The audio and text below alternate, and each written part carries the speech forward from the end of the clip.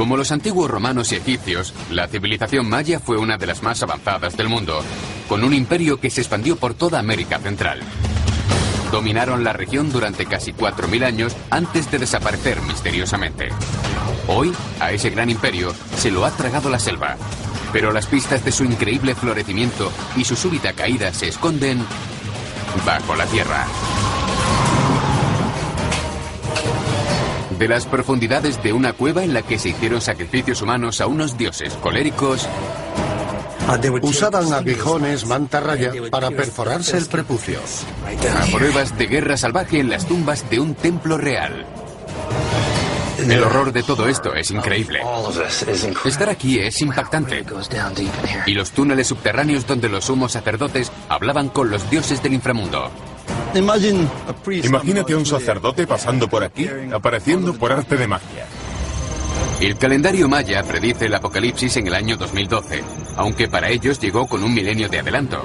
Pero teniendo el 2012 a la vuelta de la esquina, las pistas que nos dejaron podrían esconder alguna respuesta sobre el fin de su mundo.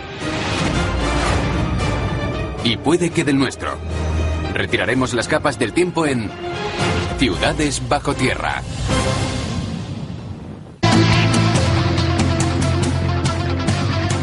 Ciudades bajo tierra. Belice, el enigma de los mayas. En el 2500 a.C., la civilización maya empezó a conquistar Centroamérica. Luego, en el siglo X, el gran imperio se desmoronó. El misterio que esconde la desaparición de la civilización maya ha desconcertado a los expertos durante décadas. Algunos creen que fue el resultado de una guerra brutal, otros que se debió a desastres naturales. Sequía, enfermedades o terremotos catastróficos. Y para otros, la respuesta se puede hallar en el calendario maya. Puede que predijeran su decadencia en el siglo X y el fin definitivo en el 2012. Hoy, millones de personas creen que esa fecha fatídica marca el fin del mundo. El apocalipsis.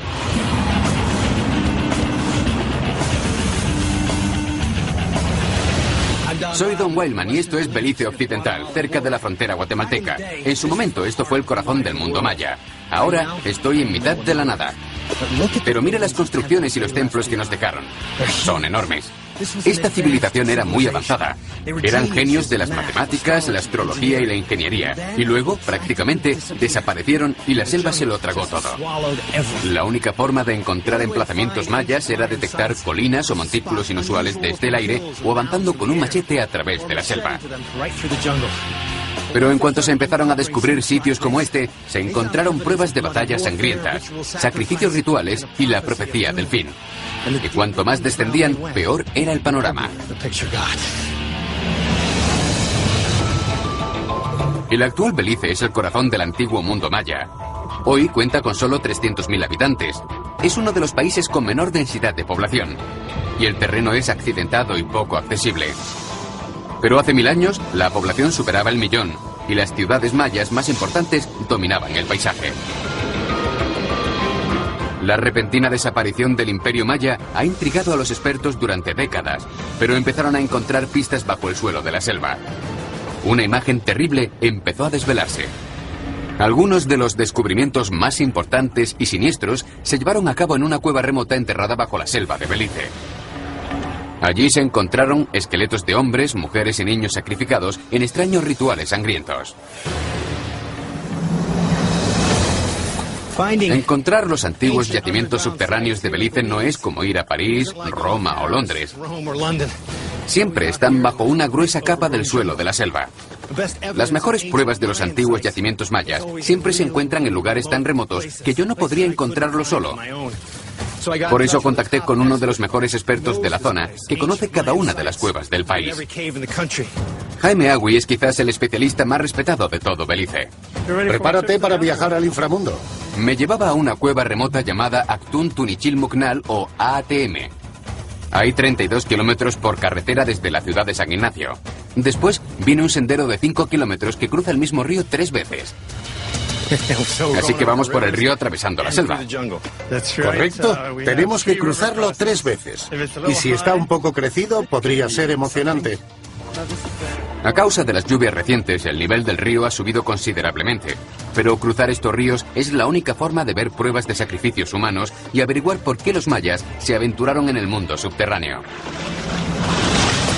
Si pudiéramos talar todo este bosque, encontraríamos miles de montículos que fueron las residencias de la gente que habitó este valle. Hoy sabemos que hay más construcciones antiguas en este país que casas modernas. ¿En serio? Vamos allá otra vez.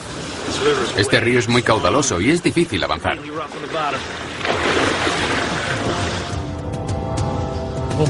Iremos hasta la entrada a la cueva, y está resbaladizo, así que ten cuidado. A pesar de que hace 1000 años esta zona era muy poblada, debieron ser tiempos muy difíciles para aventurarse en esta cueva.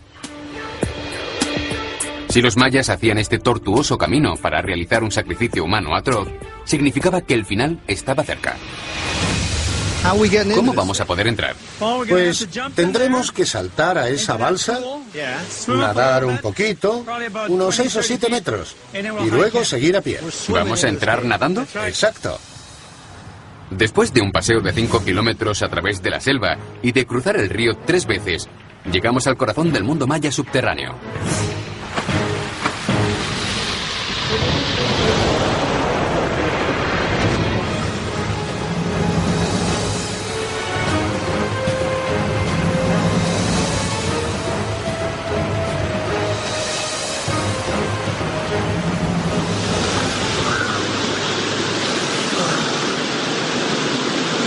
Entramos en el reino de los dioses. Vaya, esta cueva es enorme. Los mayas consideraban que las cuevas eran territorio de los dioses. Cuando la sequía, la hambruna y la guerra empezaban a devastar las ciudades, tenían que adentrarse en la cueva para ofrecer sacrificios dolorosos y a menudo mortales. Es lógico que pensaran que esta era la entrada al infierno, ¿no? Pues sí, esta era la boca del infierno. Mira esas formas afiladas. Parecen dientes. Por eso los mayas consideraban estos sitios el vientre de los monstruos terrenales. Exacto, porque estamos dentro de la tierra y todavía nos adentraremos más. La entrada a la cueva ATM se hace atravesando una pequeña balsa que se alimenta de un arroyo que nace en las montañas. Los primeros mayas preferían hacer sus sacrificios cerca de la entrada de la cueva para no adentrarse mucho y no enfadar a los dioses. La cueva ATM se extiende unos 5 kilómetros bajo la selva de Belice. Algunas de sus cámaras alcanzan los 50 metros de altura y se interconectan a través de estrechos pasillos. Ya habíamos avanzado 400 metros por la cueva y al final alcanzamos la gran cámara central, el escenario de los sacrificios sangrientos. Este sitio da miedo. Fíjate. Si miras aquí, verás que hay una piedra a demoler. Aquí es donde la dejaron. Exactamente donde la encontramos. Pero los mayas también hacían autosacrificios, rituales de desangramiento. ¿Desangramiento? Sí, había varias formas de desangrarse, con hojas de obsidiana o aguijones de mantarraya, y se pinchaban la lengua ofreciendo su sangre. A veces se pinchaban en el pulgar o incluso en el prepucio. Después dejaban correr la sangre sobre una corteza vegetal que luego quemaban. De esa forma, la esencia de la vida ascendía con el humo. Los mayas creían que el corazón, la sangre y el aliento humanos eran sustancias sagradas que los conectaban con el mundo espiritual. Así que los ofrecían a los dioses para asegurarse la continuación del ciclo vital. Perforarse el pene era una ofrenda de fertilidad humana. Y a pesar de ser increíblemente doloroso, la élite maya, quienes estaban más cerca de los dioses, eran los que se automutilaban. Esta cámara es increíble. Parece que estuviera hecha para esto. Sí, y creo que los mayas tuvieron la misma percepción que tenemos ahora tú y yo. Pero cuando los desangramientos no funcionaban, los mayas se adentraban un poco más en la cueva y ofrendaban algo más que su sangre. Don, estamos en mitad del inframundo y debes vigilar donde pisas. Lo que tenemos aquí es la calavera de un hombre. ¿Por qué está aquí? Este hombre fue víctima de un sacrificio. Los mayas creían en los espíritus de la tierra. Los dioses de la fertilidad y de la lluvia residían en las cuevas. Y a través del sacrificio humano invitaban, pedían, imploraban la misericordia de los dioses. Exacto. Y siempre digo que se reza más cuando las cosas van mal. no solo sacrificaban a los hombres. Jaime encontró restos de mujeres que perecieron atrozmente. De hecho, Jaime fue el primero en descubrir este escenario espeluznante. Don, mira. Aquí hay otra. Sí. Vaya, es impresionante. Está muy completo. Eso es lo principal. ¿Lo encontraste tú? Fui el primer arqueólogo en entrar en esta cueva. Y todavía recuerdo el día que llegué a esta parte y lo vi. Me quedé atónito. Es impactante. Después de la investigación, Jaime descubrió que a esta mujer maya le habían sacado las entrañas como ofrenda a los dioses. ¿Por qué harían una cosa así? ¿Qué clase de desesperación sentirían? Alrededor del 750 a.C., sabemos que la población maya alcanzó su máximo. Habían despejado mucha tierra y empezaron a desesperarse porque los cultivos no crecían. La gente hacía rituales y ceremonias a los dioses pidiendo lluvia, pero no llovía. Así que se adentraron más en las cuevas para ofrecer sacrificios humanos. Y este es el resultado. Cuando el sacrificio de hombres y mujeres no funcionó, los mayas optaron por las medidas más terribles y perturbadoras para aplacar a los dioses. En las entrañas de la cueva de ATM recurrieron a su última esperanza, el sacrificio de niños.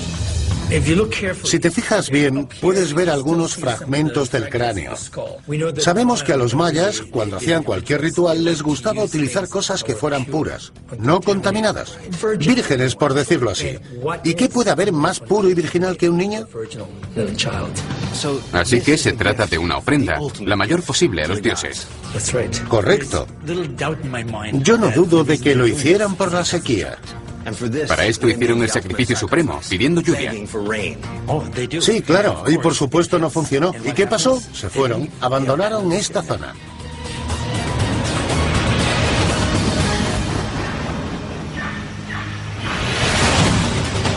Una gran sequía habría provocado el final de su imperio, pero bajo una de las grandes ciudades mayas quedaron las pruebas de que una guerra brutal marcó los últimos tiempos.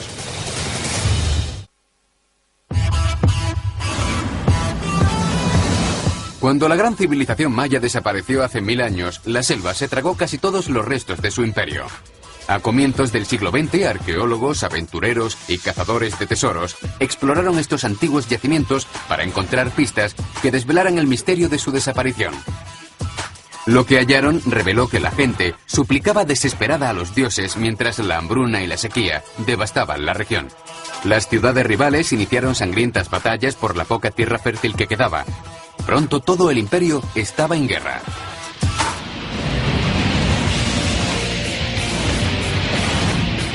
Estamos en Caracol, una de las ciudades más grandes e importantes del mundo maya. Pero no era la única de la zona. En aquella época no había una única nación maya. Había docenas de ciudades-estado luchando por el territorio. Cuanto mayor era la ciudad, más sangriento era el combate. Algunos dicen que la guerra de Caracol con su archirrival, la ciudad de Tikal, fue una de las más cruentas que se libraron. Hoy ya no quedan muchas pruebas de esa guerra, pero hay una tumba que nos da una imagen bastante atroz de Caracol en su momento más oscuro. Caracol se asienta a 5 kilómetros de la frontera de Guatemala y a 80 de su rival, Tikal. Dentro del templo más sagrado de Caracol hay tumbas perdidas que fueron escenario de sacrificios humanos. Pero en este caso no se trataba de una súplica por la lluvia, sino crueles advertencias a sus enemigos. Luis Tadén, un guía local, va a llevarme a verlo. ¿Cómo estás? Bienvenido a Caracol. Gracias, es un edificio muy grande. Vienes de Caná, que es la zona celeste en la que vivía la élite. El rey seguramente residía allí arriba. Así que estamos en mitad de Caracol. En el centro de la ciudad, entre 10 y 5 kilómetros, dependiendo de hacia dónde mires, estaban los suburbios de Caracol. ¿Cuánta gente vivía aquí? 150.000. Entonces Caracol era una bulliciosa ciudad que se extendía sobre 180 kilómetros cuadrados. Los reyes lo observaban todo desde la cima del templo de Caná, que sigue siendo la construcción más alta de Belice. ¿Por qué hicieron unos escalones tan altos? Verás, en aquella época la estatura media de la gente era de 1,5 metros. Y estos escalones se hicieron así para infundir humildad. Los reyes vivían arriba. Esto te obliga a subir de rodillas. Desde luego. Postrado ante el rey. Pero Canaá, el templo de los reyes de Caracol, también es donde los enemigos del rey y la reina morían en sacrificios rituales. Es como escalar una montaña. Eso has hecho. Estamos en la cima de una montaña. ¿Esta es la tumba real? Sí, es la entrada al inframundo. Vamos a entrar en la tumba real maya que hay debajo.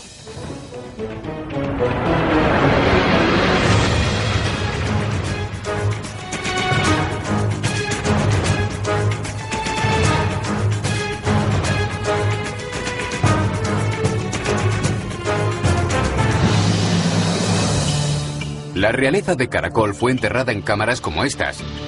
Pero la gente de Caracol también utilizaba estas oscuras cavernas para sacrificar a los enemigos. Al igual que los templos, las tumbas de Caracol se construyeron por fases durante cientos de años. Los mayas construían un edificio sobre el otro como las capas de una cebolla. Estamos viendo una capa que asienta sobre otra. Sí, hay un edificio sobre este. Ya. Y luego hay una tumba en lo alto. Así que cada capa pertenece a una época distinta de la historia maya. Sí. Estas tumbas se construyeron junto con el templo. Cada generación de reyes mayas construía su templo sobre el de la anterior. Cada vez que se erigía un templo nuevo, dejaban este hueco, construyendo a su alrededor y dejando dentro la tumba real. Caracol estaba llena de criptas reales, pero como el templo del rey, ninguna era tan sagrada como Canaá. Pero la tumba no solo era el lugar de descanso de los cuerpos de los reyes y reinas de Caracol. Hay pruebas de que los gobernantes de Caracol utilizaron este espacio para un fin mucho más siniestro. He oído la historia de que un rey tenía una copa hecha de una calavera humana, probablemente de otro rey al que había capturado, y bebía de ella. Las batallas más sangrientas de Caracol fueron con su vecina Tikal, pero en el 800 a.C. las guerras estallaban por todo el mundo maya.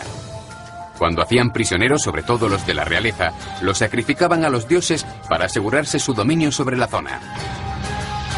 Esta es la tumba donde tenían lugar las sangrientas ceremonias. Reyes, reinas y sacerdotes enemigos eran descuartizados y enviados a sus ciudades como terrible advertencia de hasta dónde estaban dispuestos a llegar.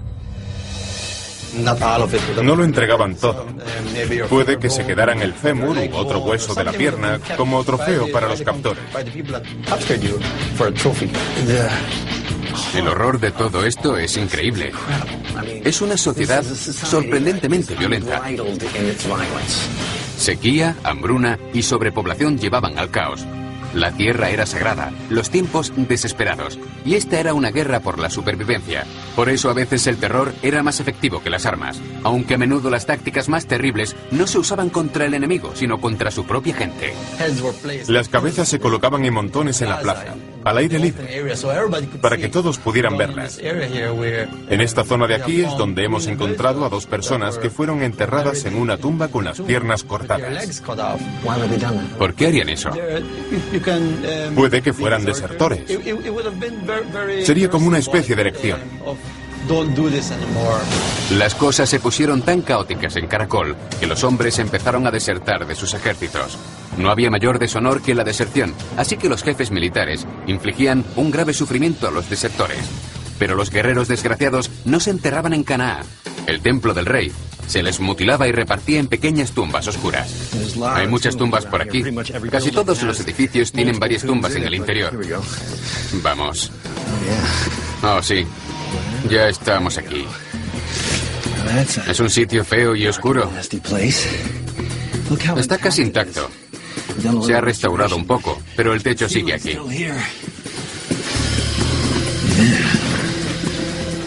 Una tumba maya.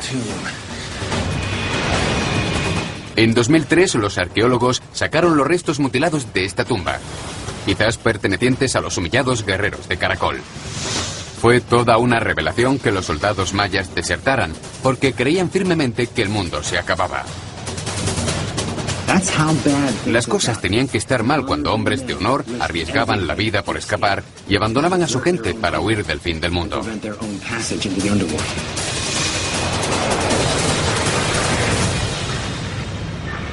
Los horrores de la guerra dejaron una profunda cicatriz en el subsuelo de Caracol. Pero mientras la mayor parte del imperio desaparecía, otra ciudad sobrevivió al adentrarse bajo la tierra.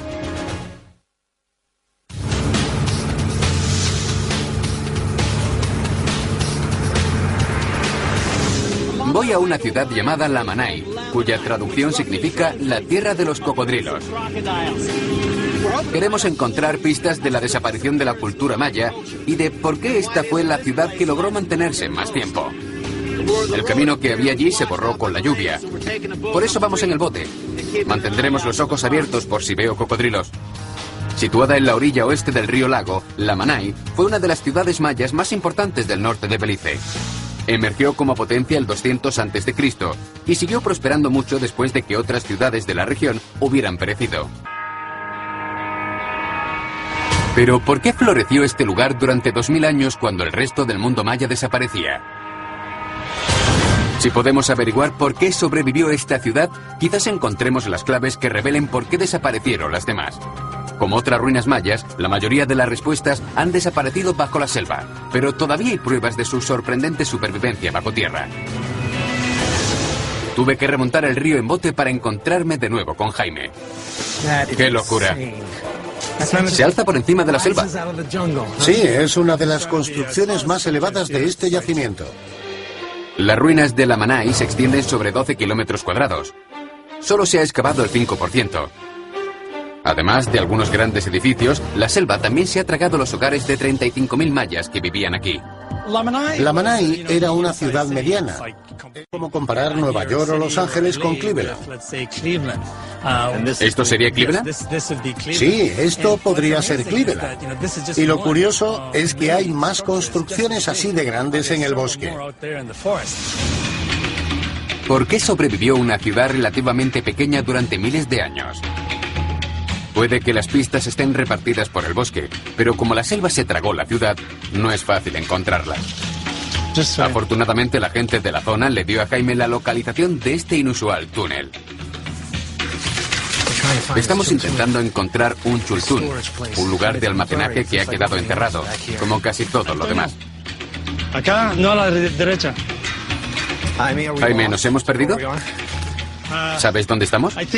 Creo que vamos en la dirección correcta, porque veo que la senda continúa por aquí. Eso espero. Pero a veces estas sendas son engañosas, porque se dividen en varias direcciones. Hay que seguir buscando. Madre mía, mira abajo.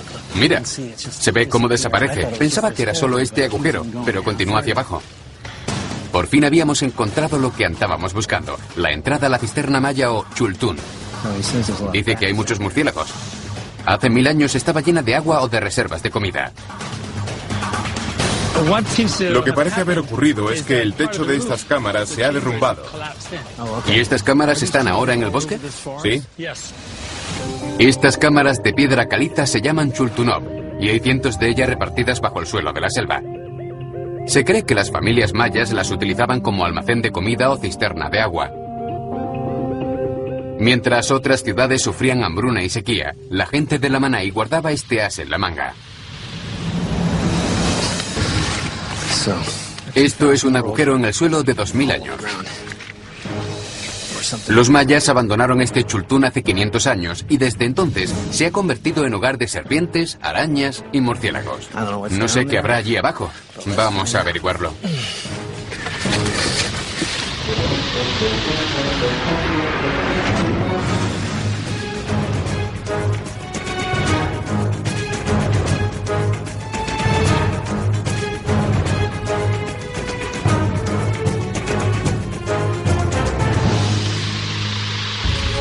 Vaya, sí que es profundo. ¿Sí? Fíjate en eso. Este pequeño murciélago está justo donde estaba la entrada original a la cámara. Me la imagino como una botella. Bajas por el cuello y luego llegas a la cámara central.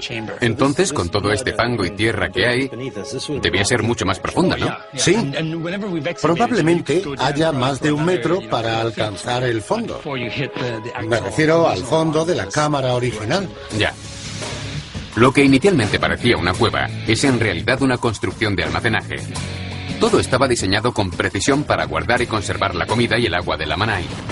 Solían tener forma de trébol situadas junto al centro de un patio en pendiente para recoger la lluvia y llenar la cisterna. Los clanes familiares eran los responsables de su mantenimiento. Cuando otras ciudades carecían de agua, venían a estas cuevas para hacer sus rituales de petición de lluvia y para que la situación mejorara. Pero los mayas de Lamanai no tenían este problema. Lamanai sobrevivió 500 años más que la mayoría de las ciudades mayas. Pero también le llegó su fin alrededor del 1600. Nadie sabe exactamente qué pasó en los últimos días de Lamanai, pero puede que queden pistas bajo 1 metro de fango. Esta aún no ha sido excavada. Ya veo. Estoy seguro de que si empezáramos a excavar es probable que encontrásemos esqueletos. ¿En serio? ¿Pero por qué íbamos a encontrar esqueletos en el fondo de una cisterna? Jaime tiene la teoría de que esta se convirtió en un altar de sacrificios. En la ideología maya, el mundo subterráneo es un mundo acuoso del que emana el agua vital. Pero el mundo subterráneo también es el dominio de la muerte. Y por eso tiene tanto sentido que los mayas, en cuanto las cisternas ya no funcionaban, o no servían a su propósito de contener agua o comida, las convirtieran en un lugar de muerte. Si Lamanai nunca sufrió duras sequías, hambrunas o guerras como las otras ciudades, ¿por qué estos mayas harían los mismos sangrientos sacrificios que sus desesperados vecinos?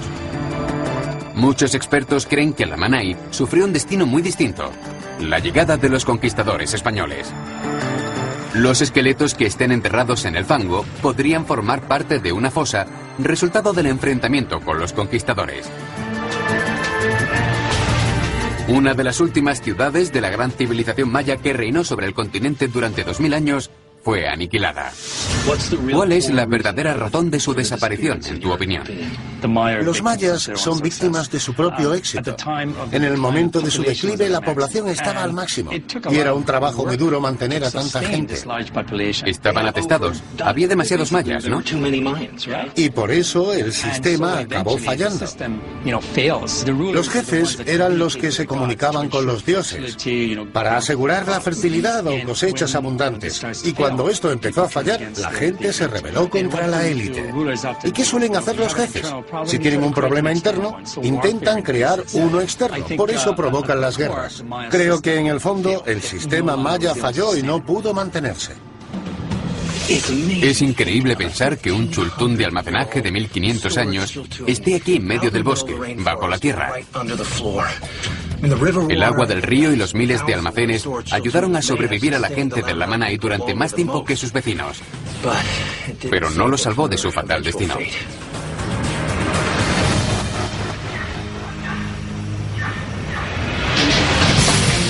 Cuando los conquistadores españoles llegaron a las Américas, los mayas ya se habían visto diezmados por siglos de sequía, hambruna y guerra. Su civilización duró miles de años, pero ¿cómo? Un túnel oscuro bajo esta ciudad perdida puede revelar la magia de los mayas.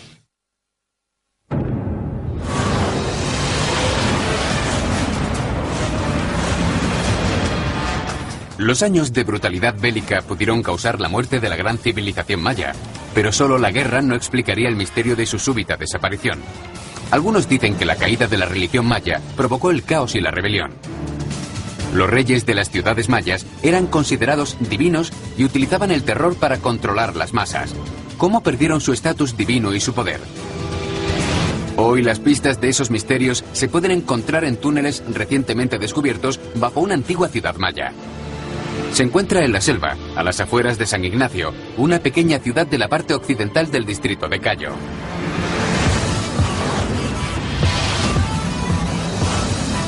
Voy a encontrarme con Luis Zaidán. Él creció en esta zona y la conoce como la palma de su mano. Me ha comentado que ha estado en docenas de yacimientos mayas que siguen enterrados en la selva y no se excavan por falta de dinero. Están en una carrera constante contra los cazadores de tesoros para conseguir llegar allí primero.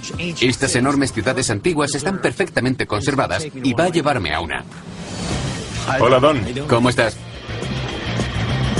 Luis me llevó a 20 kilómetros de la ciudad hasta un yacimiento maya aislado llamado El Pilar, que está junto a la frontera guatemalteca.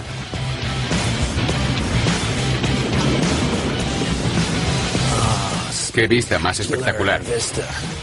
Ahora soy el rey de El Pilar, observando mi reino. ¿Qué estoy viendo? El 80% de lo que estás viendo no existía. Todo eran plazas, patios y campos de labor. El Pilar, una de las ciudades-estado en el valle del río de Belice, cubría más de 46 hectáreas. En un momento hubo más de 50.000 mayas viviendo aquí. La ciudad consta de 3 grandes zonas, norte, sur y oeste, que estaban conectadas por amplios caminos. Los mayas empezaron a construir aquí el 450 a.C. y continuaron trabajando y viviendo en el Pilar hasta el año 1000 de nuestra era, unos 15 siglos. Después del año 1000, la ciudad desapareció y la selva reclamó la tierra. ¿Ahora estamos en una ciudad importante? Sí, esta sería como vuestra Chicago o cualquier otra gran ciudad. Pero Chicago tiene menos de 200 años. El Pilar sobrevivió 1500 y enterró bajo estos montículos las pistas que revelan cómo fue una de las ciudades dominantes de esta región. Un túnel secreto utilizado por sumos sacerdotes y reyes para inculcar respeto y temor a la gente. Mira eso que sobresale. Eso es un templo. Cuando ves un templo así, sabes que estás en una zona privada. Es donde vivía gente como Trump, los adinerados. Un barrio rico. Es como en el Palacio de Buckingham, que no se puede entrar así como así. Hoy los monos aulladores son los reyes del Pilar. Pero hace 1000 años, la parte norte de la ciudad era el hogar de los Bit del Pilar. Se llamaba Gemena o lugar de los sacerdotes, y era una de las zonas más restringidas del Pilar. Los sacerdotes utilizaban los túneles para aparecer y desaparecer, para entrar y salir del temible mundo subterráneo. Todo en un intento de controlar la población que vivía en una tierra incontrolable. Este es el hogar de los murciélagos, Tzotzna. ¿Ya habías estado aquí? ¿No?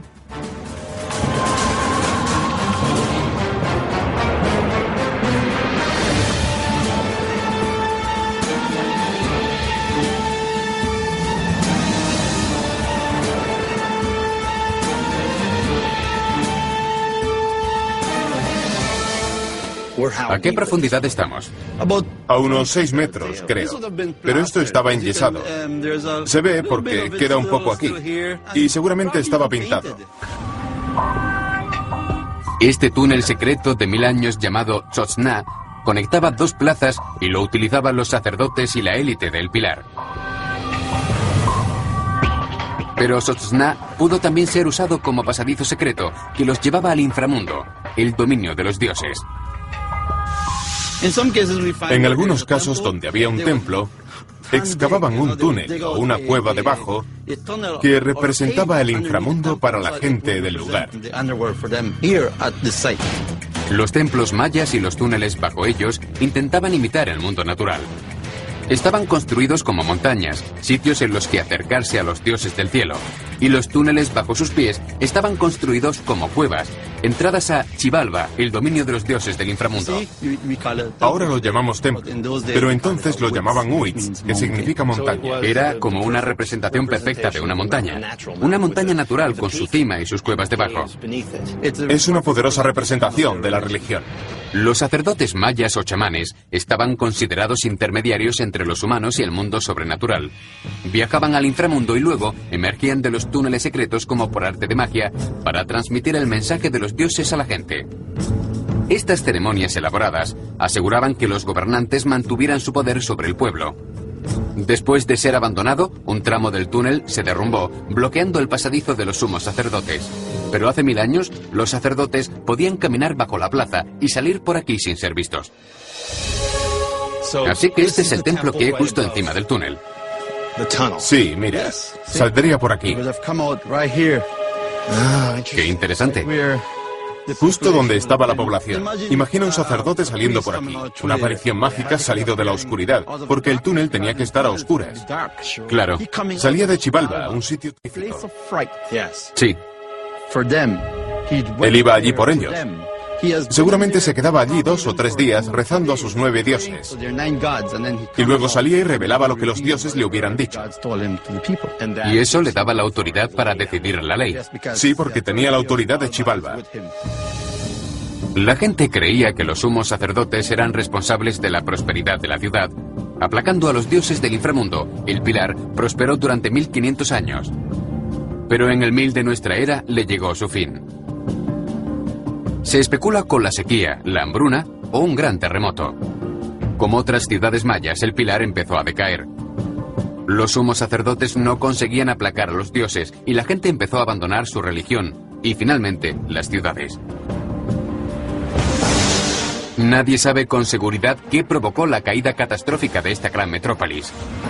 En el Pilar ha sobrevivido el laberinto de túneles, tumbas y pasadizos que fueron utilizados por su élite. Y tienen que hacerse más excavaciones. Vamos a ver si puedo meterme por aquí. Vaya, sí que es profundo. Todo esto en una tumba. El Pilar apenas ha sido excavado. Y hay mucho más bajo el suelo de la selva. La mayor parte de las excavaciones realizadas aquí las han hecho los ladrones de tumbas. Aún así, justo debajo de mí, hay más niveles repletos de objetos y ruinas. Pero la verdadera historia se esconde bajo tierra.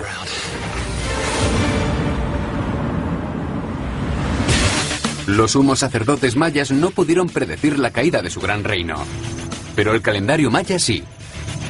Ha sido el más exacto del mundo antiguo y predice que el apocalipsis está a la vuelta de la esquina en el año 2012.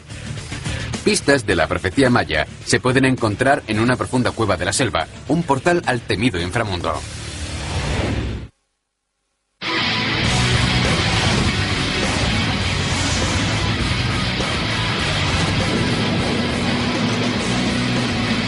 Hace unos 1000 años los mayas empezaron a internarse en sus cuevas, cenotes y túneles en los que antes no se atrevían a entrar. Ahora parece que los mayas están desesperados por aplacar a los dioses, y sobre todo a los del inframundo. Pero hay una cueva en la que las pruebas muestran que no solo hacían sacrificios para evitar la sequía, la hambruna y la guerra, sino que intentaban evitar el fin del mundo. A 30 kilómetros de San Ignacio, en las montañas Maya, hay una cueva descubierta recientemente llamada Chichen Itza. Se encontró en la propiedad de William Plated, un guía local. Según William, la cueva puede esconder las claves de la cruda visión de los mayas de la otra vida y de la profecía del año 2012. Mira, esto está al lado de la montaña. Exacto, es la entrada al inframundo. Baja en picado.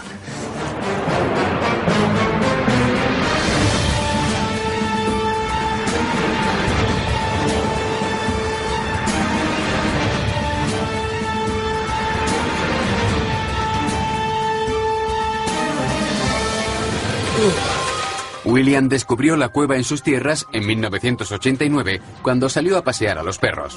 Les vi bajar y meterse por este hueco y cómo desaparecieron. Me abrí camino a través de los arbustos, retiré las piedras y el agujero empezó a hacerse más grande. Chichen Itza se extiende unos 250 metros por dentro de la cordillera llamada Montañas Maya. La cueva desciende hasta los 37 metros. Como con otras cuevas naturales, los mayas creían que era una puerta al inframundo y hacían sacrificios humanos en su interior. Para llegar aquí tenían que obtener permiso de los dioses y lo hacían mediante ofrendas. O sea que antes de entrar pedían permiso. Exacto. William encontró pruebas de desangramientos y rituales de adivinación, ofrendas para aplacar a los dioses del interior. Pero a medida que William se adentró, empezó a darse cuenta de que tenía una conexión vital con el antiguo mito maya del inframundo. El inframundo maya se divide en varios niveles, cada uno presidido por su propio dios. Es posible que cuando los mayas encontraron esta cueva, con un pasadizo tan oscuro que llevaba a distintos niveles, inmediatamente relacionaron unos con otros y pensaron que cada parte era el hogar de los dioses de Xibalba. Según su religión, hay 9 niveles en el inframundo. Y para los mayas, la numerología era absolutamente esencial. Dividieron el universo en 23 niveles, 13 arriba, 1 para la vida cotidiana y los temidos 9 niveles del inframundo. Los mayas también calcularon un ciclo universal de creación y destrucción. Creían que la Tierra había sido creada en 5 ocasiones y destruida en 4. Ahora estamos viviendo en la quinta y última era, que terminará en el año 2012, fecha del apocalipsis. Hay muchísimas vasijas aquí. Están intactas justo donde las dejaron, donde se hicieron los sacrificios. Las vasijas ceremoniales encontradas aquí tienen al menos 1200 años. Componen lo que probablemente sea una de las mayores colecciones de cerámica maya. Normalmente se llenaban con las ofrendas, como agua si lo que pedían era lluvia al dios del agua llamado Chak. Estamos en la entrada, así que el nivel 2 adquiere más importancia a medida que avanzamos. Cuanto más te adentras, más importante tienes que ser en el sistema dirigente. En otras palabras, te estás metiendo en algo muy serio. Fíjate bien en esto. Se ve una calavera. Es una calavera, tiene pequeñas garras. Esta figura siniestra de un mono es una de tantas encontradas en Belice. Los mayas creían que los monos eran mensajeros de los dioses del inframundo, así que cuando se encontró este mono en una de las vasijas, puede que fuera una señal de que esto era Xibalba, un lugar de temor.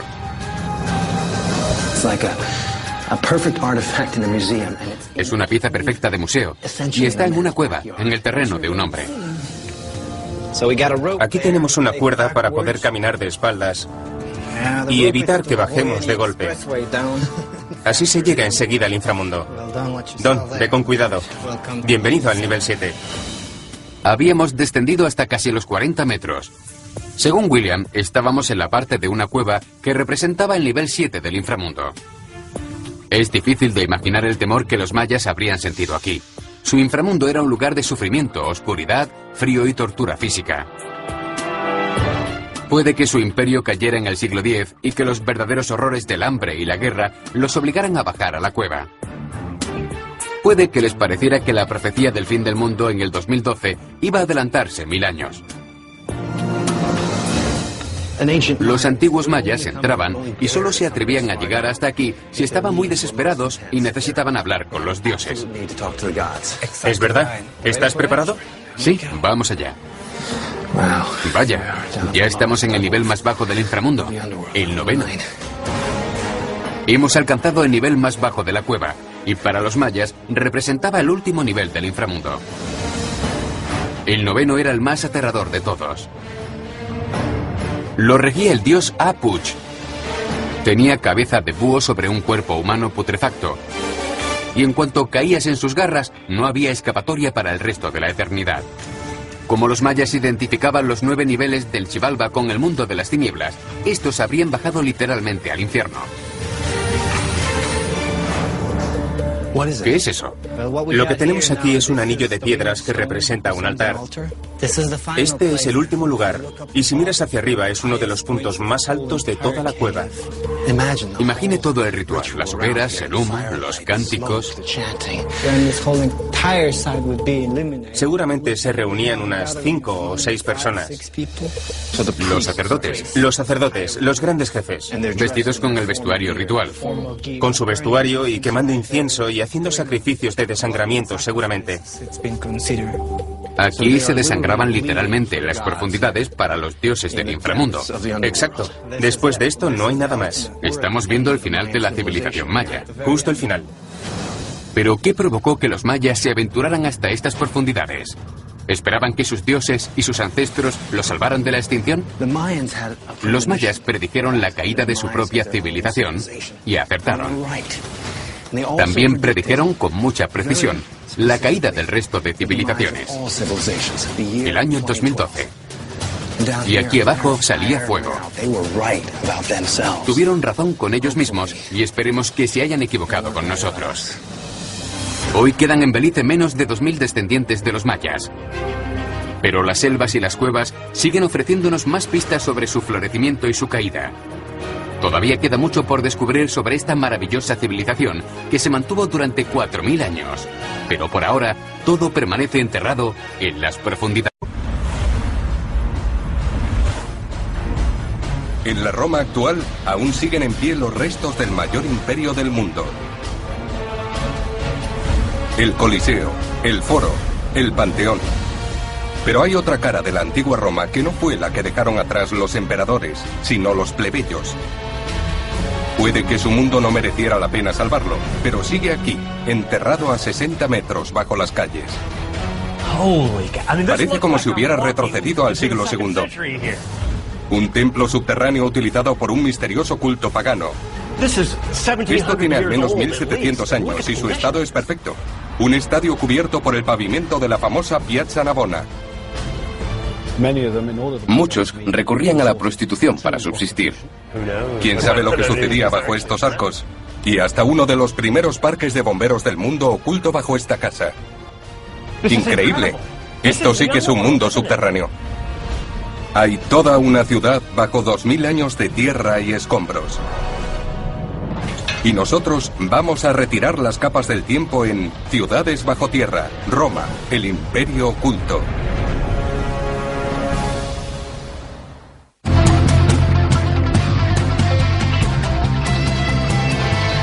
Ciudades bajo tierra.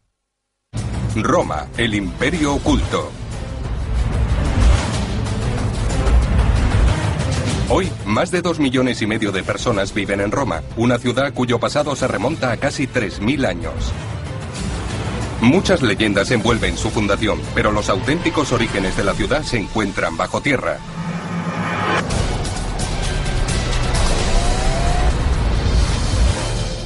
Soy Eric Geller y estoy en Roma, Italia. Es llamada la ciudad eterna por un motivo. Durante más de 500 años, el imperio más grande y poderoso del mundo occidental se gobernó desde aquí. A mi alrededor están los restos de los mayores palacios, estadios y templos del imperio, pero eso es solo el principio. La verdadera historia de esta capital no está aquí arriba, sino ahí abajo. Desde los legendarios excesos de sus emperadores hasta los barrios de ciudadanos que vivieron a su sombra. El suelo de Roma está lleno de secretos, y nosotros vamos a descubrirlos. En el siglo I a.C., Roma había crecido hasta convertirse en la ciudad más grande del mundo. Más de 1 millón de personas se apiñaban dentro de sus murallas, un área de 25 kilómetros cuadrados. Paseando por Roma se puede ver parte de su pasado, pero nadie sabe sobre qué está caminando. En cualquier parte, uno podría estar sobre una casa de 2000 años de antigüedad, un antiguo palacio o incluso el Circo Máximo, uno de los mayores estadios de todos los tiempos. Podemos imaginarnos a 250.000 espectadores hace 2000 años gritando y aplaudiendo mientras presenciaban las evoluciones de los carros en la pista. Desde su palacio en el Monte Palatino, el emperador veía la carrera, y por unas horas el pueblo romano fijaba sus ojos en el Circo Máximo. Pero a la sombra del gran estadio había un templo oculto de una sociedad secreta. Actualmente la zona parece poco más que un campo de hierba, pero hace 1700 años aquí se encontraba el famoso Circo Máximo. Mientras los carros corrían por la pista, al lado, un misterioso culto pagano practicaba sus rituales secretos. Ahora este templo, igual que el Circo Máximo, está bajo tierra, pero yo iba a encontrarlo.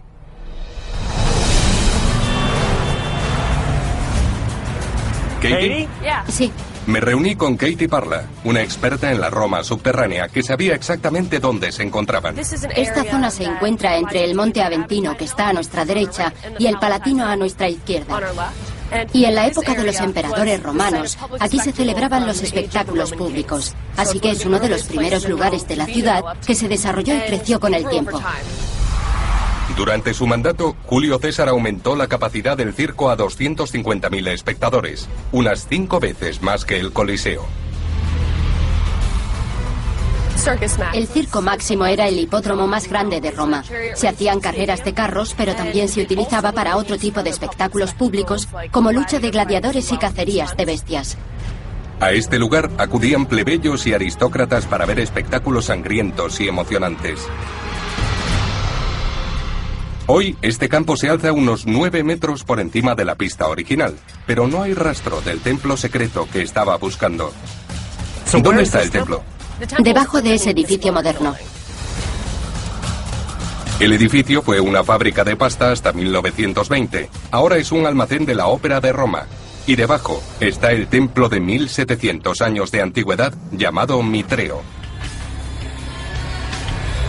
Esta es la entrada al Mitreo. Está cerrado al público, pero he conseguido un permiso. Bajamos 2 tramos de escaleras y retrocedimos 1500 años.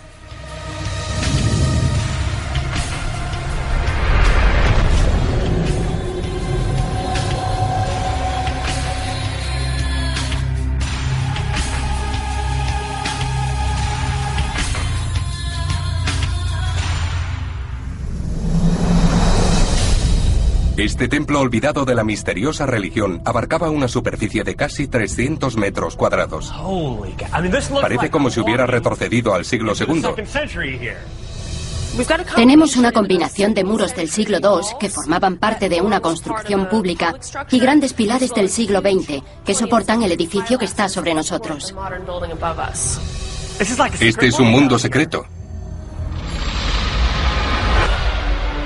Mientras los espectadores del Circo Máximo vitoreaban a sus aurigas, no tenían ni idea de que tras la línea de salida, los adoradores de Mitra practicaban aquí sus ritos secretos. Pero ¿qué sabemos de esta sociedad secreta pagana? Durante el siglo I, Roma aún no había aceptado el cristianismo y la gente practicaba cultos paganos. Pero a diferencia de los dioses romanos que eran adorados públicamente en grandes templos por todo el imperio, los ritos mitraicos se practicaban en absoluto secreto. Los seguidores eran iniciados en la clandestinidad y la religión no seguía ningún texto escrito. Los miembros de este culto oriental eran conocidos como los seguidores de Mitra. Nadie sabe a ciencia cierta cómo surgió esta religión, pero podía estar relacionada con un dios persa al que los romanos llamaban Mitra. Debido a que Mitra nació en una cueva, los templos dedicados a él solían ser espacios oscuros de techos abovedados sin ventanas. Este templo tenía 5 salas de unos 3 metros por 1. Casi se puede sentir lo que pasaba aquí abajo. Tiene tantos detalles que no hace falta ni imaginárselo. Y había una reliquia que sobrevivió intacta al paso de los siglos. Aquí la obra de arte más importante es una ofrenda votiva. Se trata de una ofrenda a Mitra por parte de un miembro del culto, como indica la inscripción de la parte superior. Las figuras de mármol representan al dios Mitra apuñalando a un toro en el cuello. Esto tiene al menos 1700 años y su estado es perfecto. Es increíble. Para los seguidores del mitraísmo, el toro era una criatura noble y fuerte, por lo que era el mejor sacrificio que podían ofrecer. El famoso sacrificio del toro es el aspecto más fascinante de la religión mitraica, ya que siempre se representa en su arte y prácticamente en todos los mitreos. A pesar de las representaciones, cuesta imaginar a un toro en un sitio como este. Puede que aquí solo cupieran unos 30 o 40 adeptos. Lo que nos lleva a pensar que el sacrificio del toro era simbólico. Pero hay un misterio mayor. ¿Por qué construyeron su templo secreto justo debajo de uno de los lugares más concurridos y caóticos de la antigua Roma? Es difícil saber por qué escogieron este lugar. Puede que los aurigas fueran seguidores de Mitra. Sabemos que hubo cientos de estos mitreos por toda Roma.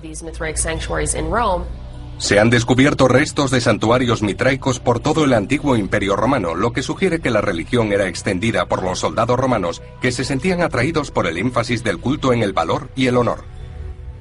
Sabemos que los primeros seguidores de Mitra eran predominantemente militares, y tiene sentido, porque entre los siglos I a.C.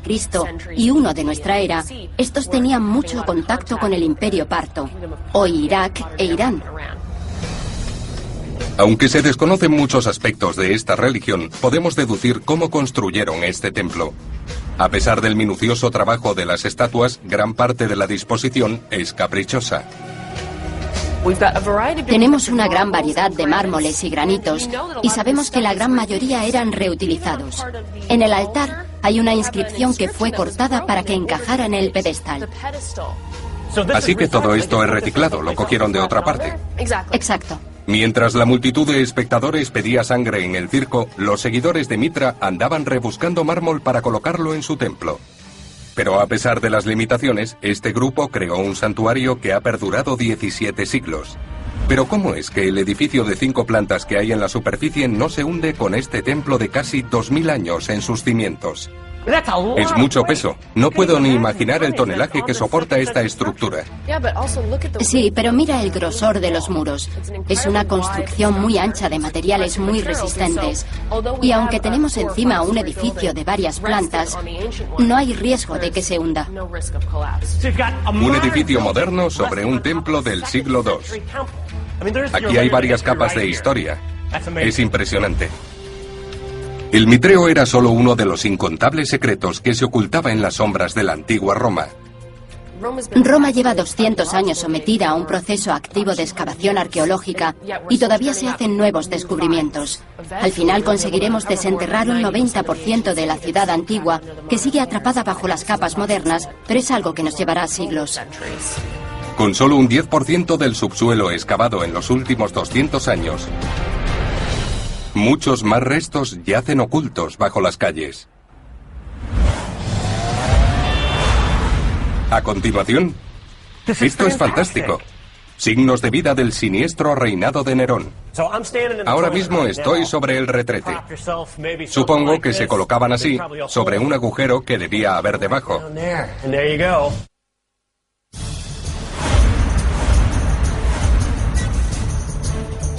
Bajo el suelo de la capital de Italia hay una Roma que no aparece en los libros de historia.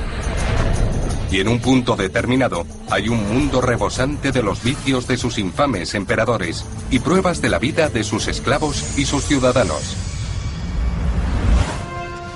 Hace 2000 años, mientras que el emperador vivía en su enorme palacio, la mayoría de los romanos lo hacían en viviendas colectivas o insulae. Había unas 50.000 por toda la ciudad. Ahora hay barrios enteros enterrados bajo las calles que muy pocos saben que existen.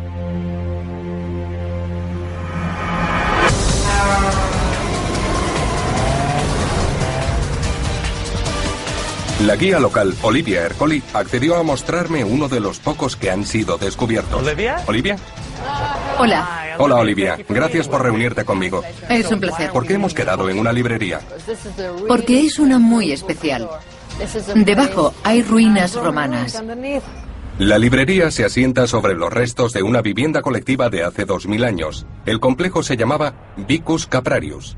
Pero hay más. Compartiendo el nivel de la calle con la tienda de libros, hay todo un barrio de edificios medievales. Así que un bloque de hace 2000 años yace bajo una manzana de casas medievales. Entonces, ¿de cuándo son estos edificios? De entre los siglos XIII y XIV en adelante. Del 13 y el 14. Olivia me condujo al pequeño espacio subterráneo que ha estado habitado casi 2 milenios.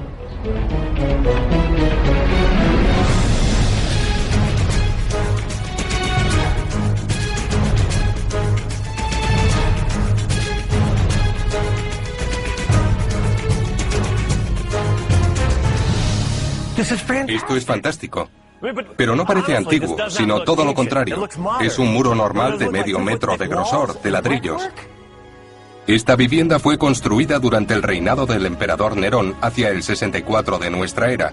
Fue habitada por ciudadanos corrientes durante casi 400 años. Y gran parte de la estructura permanece intacta. Ahora vaciamos edificios viejos y reconstruimos, pero durante siglos quienes vivían aquí hacían sus reformas sobre la obra antigua. Se remonta a la época del incendio de Roma, el 64 después de Cristo. Se hicieron unas pequeñas reformas en el siglo II y una mayor en el siglo IV. Y además están estos estratos que se remontan a los siglos XI y XII. Están muy bien conservados. Sí. Los restos de Vicus tenían al menos 3 plantas, y en su momento se encontraba en una zona importante. Estos edificios de viviendas eran típicos del Imperio Romano. En la planta baja habría tiendas de varios mercaderes. La primera contaría con terrazas y en ella vivían los adinerados. Y la última planta la ocupaban los menos afortunados, sin aislamiento y paredes de madera. Pero el edificio Vicus tenía algo sobre los demás, su propio abastecimiento de agua. Esta gente tenía la suerte de que el acueducto Aqua Virgo pasaba muy cerca de su casa. Además contaba con un depósito enorme. ¿Este edificio del siglo I tenía su propio abastecimiento? Sí. Junto al complejo construyeron 2 enormes cisternas con capacidad para 15.000 litros. El agua procedente del acueducto era vertida en las cisternas y para soportar la presión del agua los constructores tuvieron que hacerlas de 2 metros de grosor. Si los depósitos se llenaban, el agua era vertida en las alcantarillas a través de unos rebosaderos. Una maravilla de la ingeniería civil romana.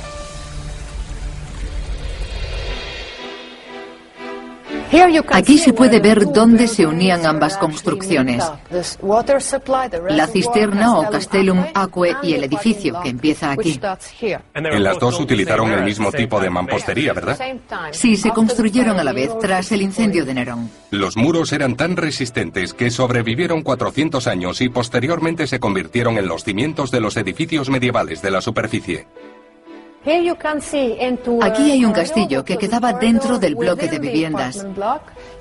Se pueden ver las escaleras que conducían a un callejón en un lado del edificio.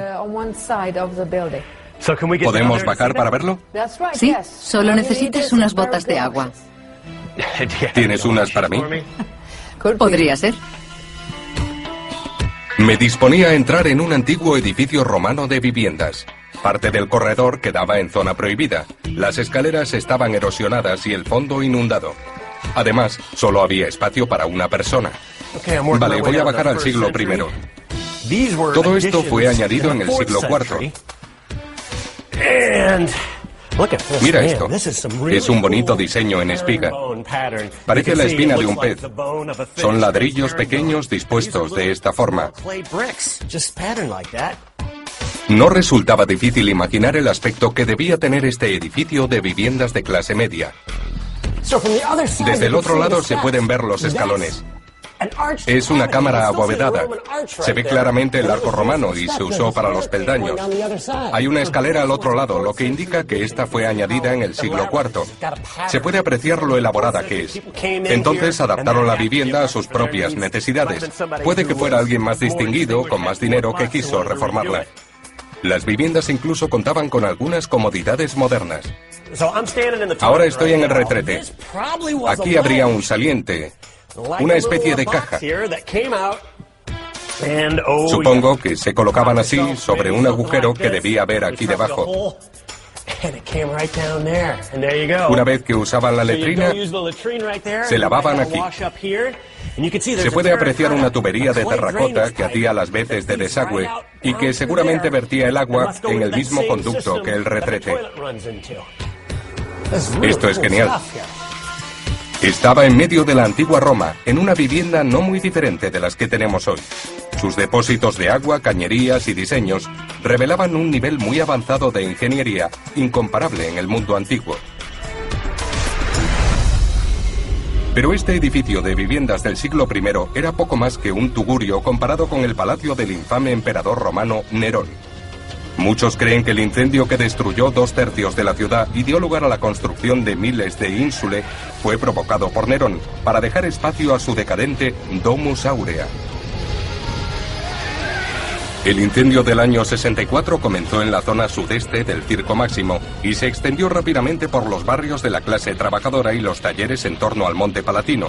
Ardió durante 6 días y redujo casi el 70% de la ciudad a tierra carbonizada. Tras el incendio, Nerón confiscó gran parte de los barrios que rodeaban el Palatino para construir su nueva residencia. Los terrenos de su palacio, la Domus Aurea, abarcaban casi 1/3 de la ciudad. Pero no dejaba mucho para los ciudadanos y muchos de ellos se vieron obligados a vivir en edificios comunitarios como el Vicus. Irónicamente, el opulento palacio del emperador y las casas de los pobres tuvieron el mismo destino. La Domus Aurea, enterrada bajo el monte Esquilino, y el Vicus son todo lo que queda de su reinado de terror. A 10 metros de profundidad bajo la ciudad moderna y a pocas manzanas del palacio de Nerón, el Vicus Caprarius es uno de los pocos restos que quedan del ciudadano medio. El tipo de gente que vivía aquí fue la que engrandeció Roma. Aunque no se sabe mucho de esa parte de la historia porque la mayoría fue escrita por senadores, gente que nunca vivió en este tipo de ínsula. Era un edificio muy sencillo incluso para la antigua Roma. Pero ¿cuántas de nuestras casas seguirán en pie dentro de 2000 años?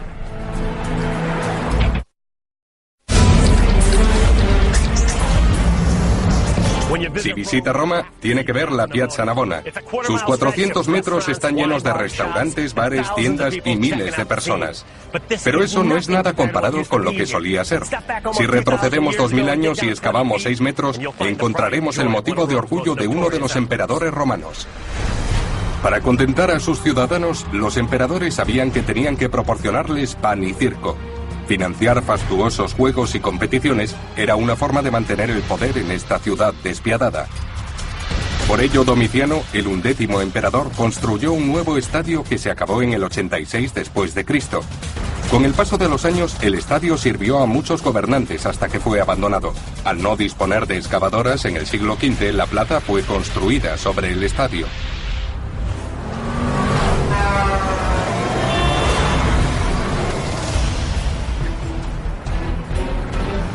Hoy, casi todos estos edificios se asientan sobre el antiguo estadio.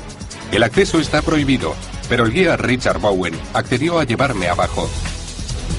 Hola Richard, gracias por reunirte conmigo. Encantado. Bien, ¿dónde está el estadio? Pues básicamente está aquí.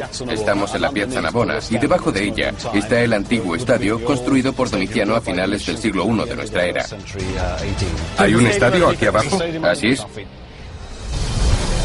Ávido aficionado del deporte, Domiciano acudía regularmente al Coliseo y al Circo Máximo, pero decidió que la ciudad necesitaba un estadio más pequeño para los deportes de estilo griego. El perímetro de la plaza ocupa la zona de las gradas. ¿Estos serían las gradas? Sí, capaz de albergar a unos 30.000 espectadores. Viendo la fuente de Neptuno, cuesta imaginar un estadio romano lleno de espectadores. Pero en la esquina de la plaza vi una prueba de lo que hay bajo tierra. ¿Es esto? Sí, es parte del estadio de Domiciano. Los arqueólogos creen que esta era una de las entradas principales del recinto. ¿Y esto qué es? ¿Un bloque de apartamentos? Un edificio de apartamentos que se construyó a finales de los años 30.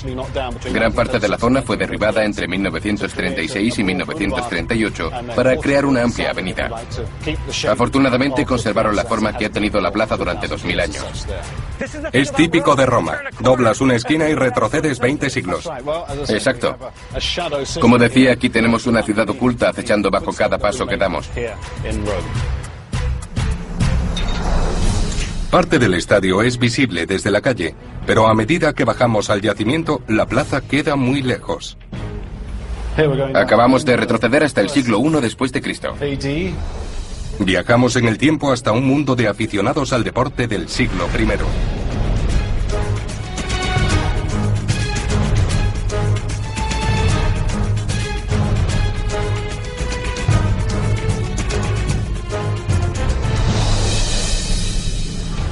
Esto es enorme y está justo debajo de la calle. Aquí hay todo un mundo. Se puede apreciar claramente que la forma era similar a la que vemos actualmente en el Coliseo, por ejemplo. No es tan grande. Aproximadamente tiene 2/3 de su tamaño, pero es un gran estadio. El estadio de Domiciano medía 300 metros de largo, 60 de ancho y tenía 2 plantas de altura, con capacidad para 30.000 personas. Entonces, la ciudad tenía 1 millón de habitantes y para ellos ir a los juegos formaba parte de su vida diaria y daba la sensación de que acababan de marcharse de allí.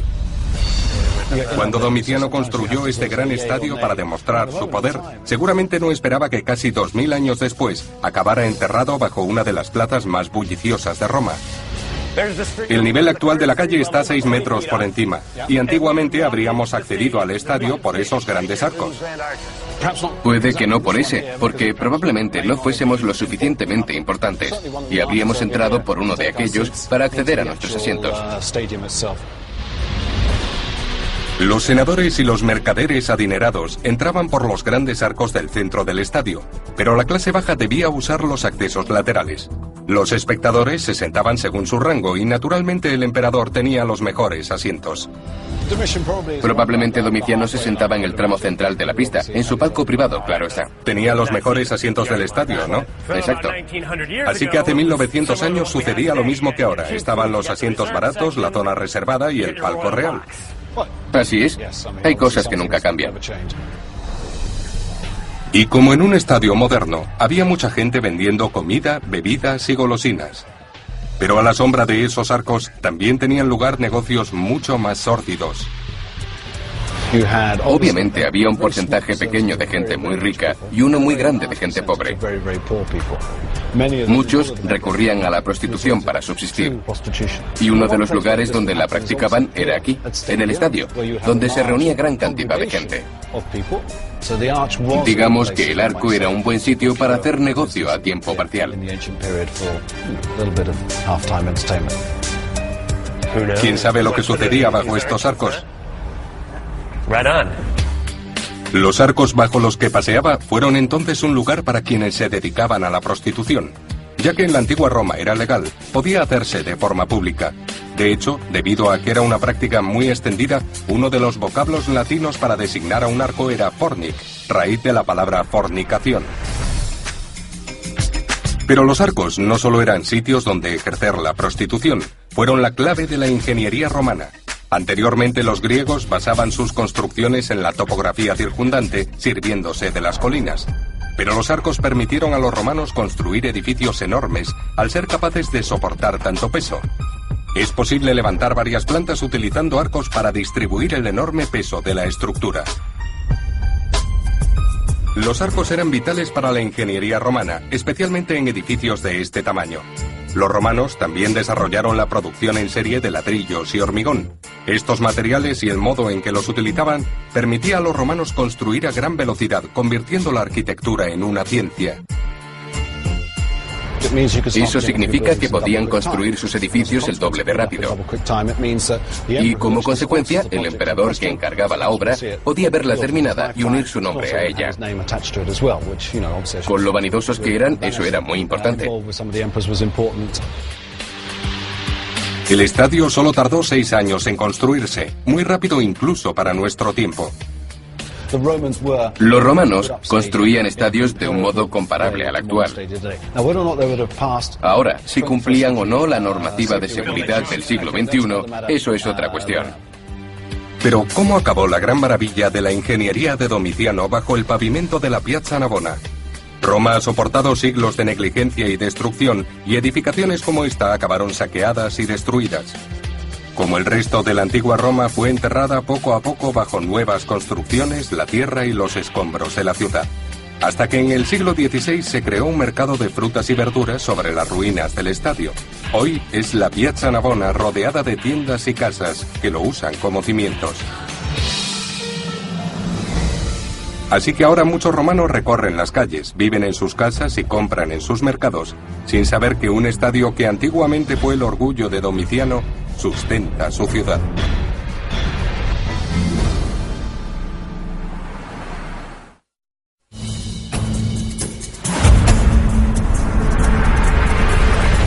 Bajo el emperador Trajano, el territorio del imperio alcanzó su máxima extensión, abarcando 6 millones de kilómetros cuadrados. Su éxito militar aportó una enorme riqueza, y para compartirla con la ciudad construyó un nuevo foro que eclipsaría a los antiguos.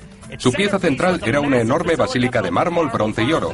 Actualmente gran parte del foro de Trajano ha sido excavado, pero ¿dónde está su famosa basílica?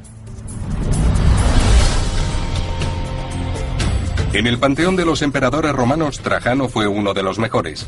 De hecho, el Senado de Roma le otorgó el título de Optimus, que significa el mejor, para mostrarle su aprobación. Como muchos emperadores antes que él, añadió sus propias construcciones a la ciudad. No lujosos palacios para los ricos, sino lugares para los obreros que habían ayudado a construir su imperio.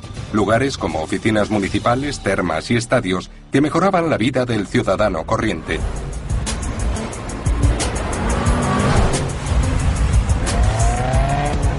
Actualmente, el foro y la columna de Trajano se encuentran entre los monumentos más famosos de la ciudad. Pero casi no hay indicios de la enorme basílica que una vez se alzó junto a ellos, a menos, por supuesto, que se sepa dónde buscar.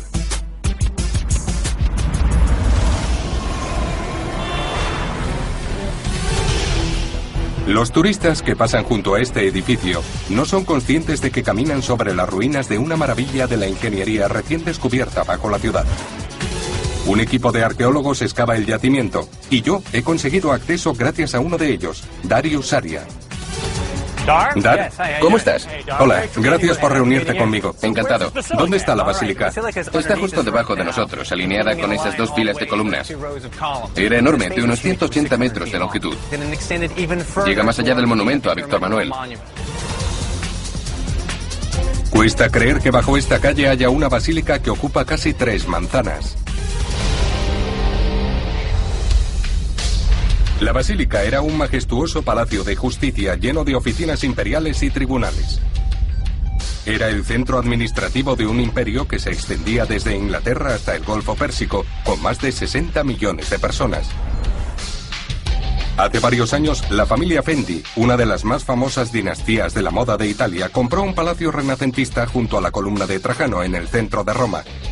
El palacio ha sido convertido en una galería de exposiciones, pero el año 113 está a solo unos metros. Estamos recorriendo la sala de exposiciones de la Fundación Fendi. Y como todo el mundo sabe, bajo el suelo de Roma siempre hay algo antiguo. Cuando excavaron aquí encontraron algo espectacular.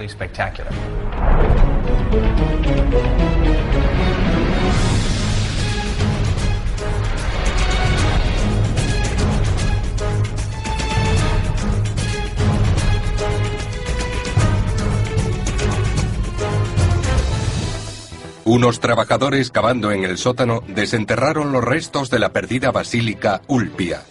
¿A quién no le gustaría encontrar esto en su sótano? Dios mío, hay una columna gigantesca tirada en el sótano del edificio Fendi. ¿Sí? Es como un tesoro escondido. Efectivamente. Es como si el foro, que está ahí al lado, continuara hasta el sótano sin que nadie lo supiera. Este edificio formaba parte de un enorme complejo terminado en el año 113 que incluía el foro, la columna de Trajano y una inmensa estatua de bronce del emperador, que desapareció en la Edad Media. Se trataba de un sorprendente testamento del poder de Trajano, además de su sabiduría como gobernante. Construyó todo esto para la gente. Había unos tribunales que representaban la grandeza de Roma, sus leyes, que gobernaban al pueblo. Los ciudadanos venían aquí a tramitar asuntos legales o a comprar a los vendedores situados en el exterior. También venía mucha gente a presenciar los juicios, para ver quién era demandado, quién se divorciaba y cosas así. Todo se hacía de forma pública. Trajano aportó dinero y material procedente de 3 continentes para construir la basílica, de modo que los plebeyos pudieron compartir la grandeza y la magnificencia de Roma. Menuda losa de mármol. Sí, es gigantesca. Probablemente la trajeron de Egipto. Hay que tener en cuenta lo que eso significaba para un romano. Esto venía de muy lejos y costaba mucho dinero que financiaba el emperador y el Estado, lo que glorificaba a Roma y a los ciudadanos romanos que venían aquí y se sentían orgullosos. Pero ¿cómo acabó olvidado bajo las calles un edificio tan reverenciado? La basílica fue utilizada durante muchos siglos, pero al parecer fue abandonada a finales de la Edad Media. Durante el Renacimiento, las ruinas se llenaron de tierra y escombros, convirtiéndolas en los cimientos perfectos para el palacio y la plaza que se construyeron sobre ella. El mismo Palacio Fendi convertido en centro de exposiciones. Pero la basílica nunca fue diseñada para soportar tanto peso, y el hecho de que aún se mantenga de pie acredita la grandeza de la ingeniería romana. Eran extremadamente meticulosos a la hora de erigir columnas porque era un proceso bastante tedioso. Se pueden ver los alojamientos de las piezas metálicas que las fijaban. Parece pequeño, se puede ver el surco. Sí, los soldaban para fijarlos. Colocaban los pernos de hierro y vertían plomo fundido para impermeabilizarlo. De otro modo, se oxidaban, se hinchaban y se rompían, lo que no era bueno para la estabilidad de la columna. Cuando se descubrió este lugar en 2004, los ingenieros se enfrentaron a un grave problema: cómo salvar las ruinas de la basílica y convertir el antiguo palacio renacentista en un espacio para exposiciones. Para protegerla, tomaron nota del trabajo de sus antepasados y colocaron columnas modernas exactamente donde estaban las antiguas. Incluso utilizaron las bases de las originales para las nuevas. Pero en vez de sostener la basílica de Trajano, estas nuevas columnas soportan la ciudad. Es un homenaje a la ingeniería romana, ya que han utilizado una columna moderna basándose en un concepto antiguo para sustentar la plaza y el edificio. Así es. Tuvieron que ser prácticos porque debían encontrar la forma de soportar el peso del techo. Es obvio para cualquiera que la vea que se trata de una obra hecha hace un par de años. Pero al mismo tiempo mantiene la idea de lo que había aquí, la columnata de la basílica.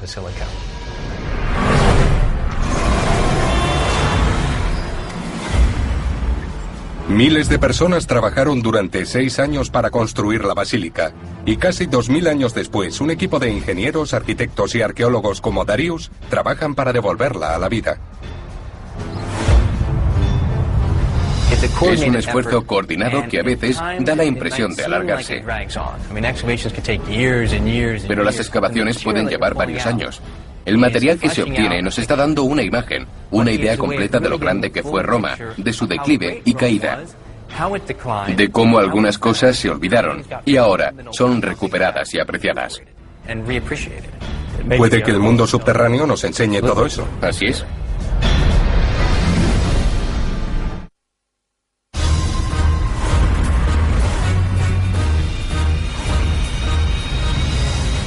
Hoy las grandes ciudades tienen muchos problemas, contaminación, delincuencia, incendios. La antigua Roma no era diferente. Así que cuando el emperador Augusto vio lo que le sucedía a su ciudad, actuó rápidamente. Limpió el río, construyó calzadas y acueductos y creó uno de los primeros cuerpos de bomberos del mundo. Aún se pueden ver pruebas de cómo Augusto cambió la ciudad, pero a veces hay que excavar para encontrarlas.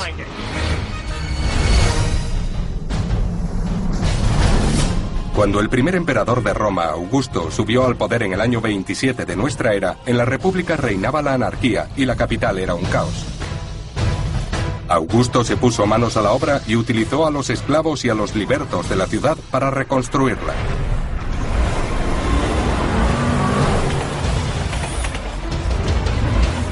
¿Elizabeth? Hola, Eric. Encantado. Igualmente, bienvenida. La arqueóloga Elizabeth Furman iba a llevarme a 7 metros de profundidad bajo esta tranquila calle residencial cercana al Tíber, para mostrarme algo de ese mundo perdido. Tenemos que retroceder al siglo II después de Cristo. Genial.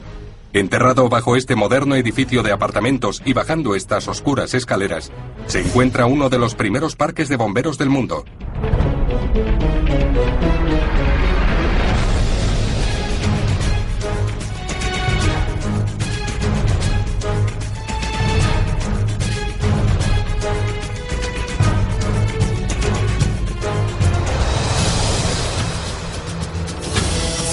Al final de la escalera se encuentra el nivel original. Increíble. Esto sí que es un mundo subterráneo. Sí. De hecho, es el primer ejemplo de un parque de bomberos hallado en Roma. Eso era un patio por el que se accedía. Estaba al aire libre. Aquí hay una fuente, ya que el agua era el símbolo de nuestros bomberos. ¿Esto era una fuente? Sí. El Parque de Bomberos, o Excubitorium, fue hallado en 1867 por unos cazadores de tesoros que buscaban arte romano. Acabaron descubriendo una valiosa cápsula del tiempo de hace 1800 años. Hoy es solo una ruina olvidada bajo un edificio, pero antiguamente habría estado llena de hasta 400 hombres, todos antiguos esclavos que habían ganado la libertad y se habían convertido en ciudadanos romanos. Esos hombres jugaban un papel muy importante a la hora de defender la ciudad de una de sus mayores amenazas, el fuego. Roma era una capital bulliciosa con más de 1 millón de habitantes. La mayoría utilizaba el fuego para cocinar, calentarse y alumbrarse, convirtiendo sus hogares en verdaderos polvorines. Había incendios casi todas las noches. Tras el terrible incendio que destruyó gran parte de la ciudad en el año 23, el primer emperador Augusto decidió que había llegado el momento de reformar el modo de proteger a su pueblo. Organizados bajo una estructura militar, los vigili, o vigilantes de la ciudad, fueron el primer cuerpo de bomberos del mundo, y yo estaba en uno de los primeros parques de la historia. ¿Estos bomberos eran capaces de apagar incendios? Contaban con diferentes herramientas, como por supuesto cubos. Al parecer también utilizaban grandes trozos de tela o colchas gruesas que empapaban de agua para intentar apagar el fuego. Extinguir incendios no era la única responsabilidad de los hombres que trabajaban aquí. También hacían labores policiales, patrullando las siniestras calles de Roma repletas de ladrones, maleantes y asesinos. Para protegerse de los peligros de su trabajo, los hombres rezaban al dios Tinius en un pequeño santuario dentro del parque. Está decorado. Mira el techo. Es como un pequeño templo. Es un templo a escala reducida. Esta es la zona más representativa del yacimiento. Cuando uno entraba, comprendía inmediatamente que estaban para proteger y guardar. ¿Cuál era la función y el trabajo que desempeñaban aquí? Esto debía ser impresionante. Pero a mediados del siglo III dejó de usarse, y en la Edad Media los muros romanos se reutilizaron como cimientos. ¿Para qué sirven estos ladrillos y el mortero? Cuando este lugar fue excavado, todo el material había sido retirado, y los muros corrían el riesgo de derrumbarse, por lo que necesitaban un refuerzo. Pero en realidad la casa moderna se asienta sobre una antigua estructura romana. Desde el parque de bomberos hasta los modernos apartamentos, cada generación ha construido en este mismo lugar. Y no solo utilizaron los antiguos muros como cimientos, sino que se aseguraron de reforzarlos, salvando el edificio original bajo las calles.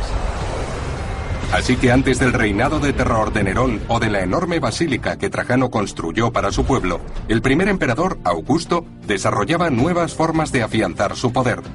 Protegiendo sus edificios del fuego y a los ciudadanos de los delincuentes, mantenía el control. Y este parque de bomberos de 1700 años de antigüedad enterrado bajo las calles era una prueba de su legado. El cuartel de bomberos arroja algo de luz sobre la vida diaria de los romanos y el modo en que funcionaba la ciudad, pero hoy pocos saben que existe. Y esto es tan solo una pequeña pieza del puzzle. Con la ayuda de algunos yacimientos más como este, podremos reconstruir el resto de este mundo subterráneo. Hay todo un mundo enterrado bajo las calles de Roma, y con cada descubrimiento se desvelan más secretos. Desde servicios como el cuerpo de bomberos hasta enormes y opulentos palacios, cada emperador participó en la creación del mayor imperio del mundo, y sus restos están ocultos bajo tierra. A lo largo de la historia, ninguna ciudad ha sido tan influyente como la antigua Roma, construida con la grandeza y la codicia de sus emperadores y el trabajo duro de sus soldados, ciudadanos y esclavos. Preservar su increíble historia es un inmenso reto para los romanos de hoy, mientras van construyendo el siguiente estrato sobre la ciudad eterna.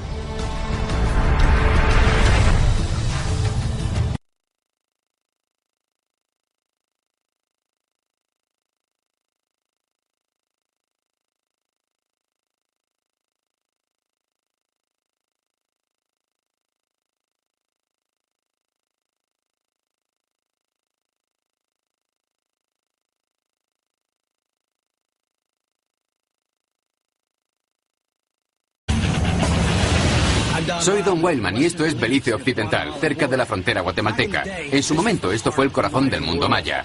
Ahora estoy en mitad de la nada. Pero mira las construcciones y los templos que nos dejaron. Son enormes. Esta civilización era muy avanzada. Eran genios de las matemáticas, la astrología y la ingeniería. Y luego, prácticamente, desaparecieron y la selva se lo tragó todo. La única forma de encontrar emplazamientos mayas era detectar colinas o montículos inusuales desde el aire o avanzando con un machete a través de la selva. Pero en cuanto se empezaron a descubrir sitios como este, se encontraron pruebas de batallas sangrientas, sacrificios rituales y la profecía del fin. Y cuanto más descendían, peor era el panorama. El actual Belice es el corazón del antiguo mundo maya. Hoy cuenta con solo 300.000 habitantes. Es uno de los países con menor densidad de población. Y el terreno es accidentado y poco accesible. Pero hace 1000 años, la población superaba el 1.000.000 y las ciudades mayas más importantes dominaban el paisaje. La repentina desaparición del Imperio Maya ha intrigado a los expertos durante décadas, pero empezaron a encontrar pistas bajo el suelo de la selva. Una imagen terrible empezó a desvelarse. Algunos de los descubrimientos más importantes y siniestros se llevaron a cabo en una cueva remota enterrada bajo la selva de Belice. Allí se encontraron esqueletos de hombres, mujeres y niños sacrificados en extraños rituales sangrientos. Encontrar los antiguos yacimientos subterráneos de Belice no es como ir a París, Roma o Londres. Siempre están bajo una gruesa capa del suelo de la selva. Las mejores pruebas de los antiguos yacimientos mayas siempre se encuentran en lugares tan remotos que yo no podría encontrarlo solo. Por eso contacté con uno de los mejores expertos de la zona, que conoce cada una de las cuevas del país. Jaime Agüi es quizás el especialista más respetado de todo Belice. Prepárate para viajar al inframundo. Me llevaba a una cueva remota llamada Actún Tunichil Muknal o ATM. Hay 32 kilómetros por carretera desde la ciudad de San Ignacio. Después viene un sendero de 5 kilómetros que cruza el mismo río 3 veces. Así que vamos por el río atravesando la selva. ¿Correcto? Tenemos que... Exacto, porque estamos dentro de la tierra y todavía nos adentraremos más. La entrada a la cueva ATM se hace atravesando una pequeña balsa que se alimenta de un arroyo que nace en las montañas. Los primeros mayas preferían hacer sus sacrificios cerca de la entrada de la cueva para no adentrarse mucho y no enfadar a los dioses. La cueva ATM se extiende unos 5 kilómetros bajo la selva de Belice. Algunas de sus cámaras alcanzan los 50 metros de altura y se interconectan a través de estrechos pasillos. Ya habíamos avanzado 400 metros por la cueva y al final alcanzamos la gran cámara central, el escenario de los sacrificios sangrientos. Este sitio da miedo. Fíjate. Si miras aquí, verás que hay una piedra a demoler. Aquí es donde la dejaron. Exactamente donde la encontramos. Pero los mayas también hacían autosacrificios, rituales de desangramiento. ¿Desangramiento? Sí. Había varias formas de desangrarse, con hojas de obsidiana o aguijones de mantarraya, y se pinchaban la lengua ofreciendo su sangre. A veces se pinchaban en el pulgar o incluso en el prepucio. Después dejaban correr la sangre sobre una corteza vegetal que luego quemaban.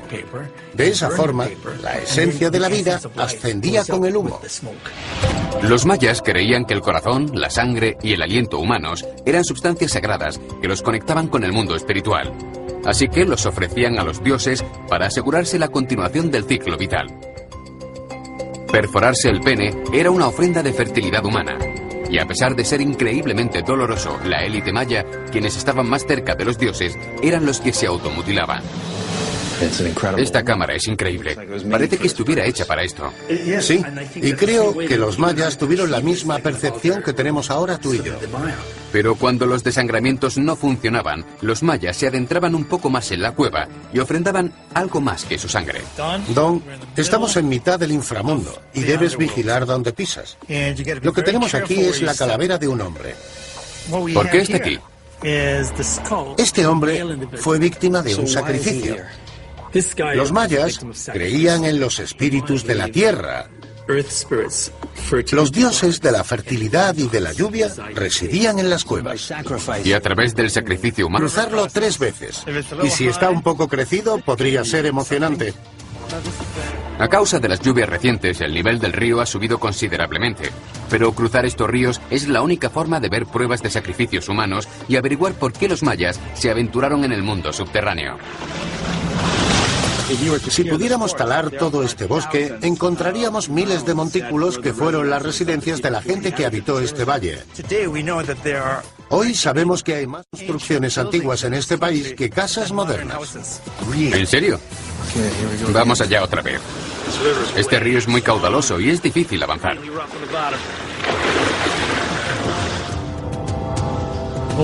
Iremos hasta la entrada a la cueva y está resbaladizo, así que ten cuidado.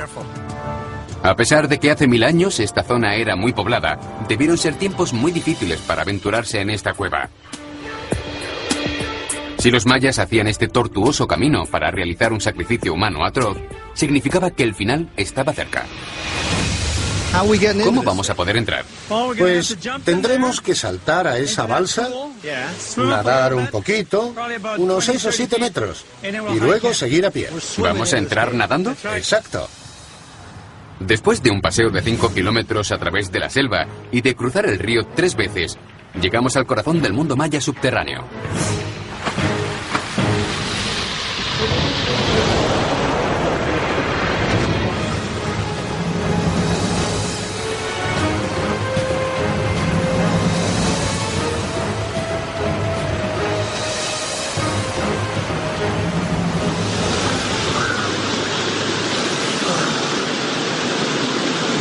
Entramos en el reino de los dioses. Vaya, esta cueva es enorme. Los mayas consideraban que las cuevas eran territorio de los dioses. Cuando la sequía, la hambruna y la guerra empezaban a devastar las ciudades, tenían que adentrarse en la cueva para ofrecer sacrificios dolorosos y a menudo mortales. Es lógico que pensaran que esta era la entrada al infierno, ¿no? Pues sí, esta era la boca del infierno. Mira esas formas afiladas. Parecen dientes. Por eso los mayas consideraban estos sitios el vientre de los monstruos terrenales.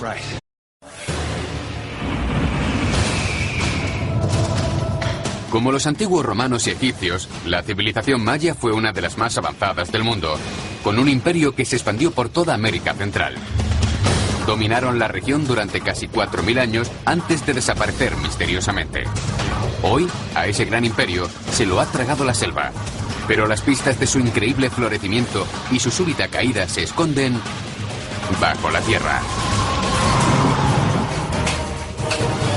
De las profundidades de una cueva en la que se hicieron sacrificios humanos a unos dioses coléricos, usaban aguijones mantarraya para perforarse el prepucio. A pruebas de guerra salvaje en las tumbas de un templo real. El horror de todo esto es increíble. Estar aquí es impactante. Y los túneles subterráneos donde los sumos sacerdotes hablaban con los dioses del inframundo. Imagínate a un sacerdote pasando por aquí, apareciendo por arte de magia. El calendario maya predice el apocalipsis en el año 2012, aunque para ellos llegó con un milenio de adelanto. Pero teniendo el 2012 a la vuelta de la esquina, las pistas que nos dejaron podrían esconder alguna respuesta sobre el fin de su mundo. Y puede que del nuestro. Retiraremos las capas del tiempo en Ciudades bajo tierra.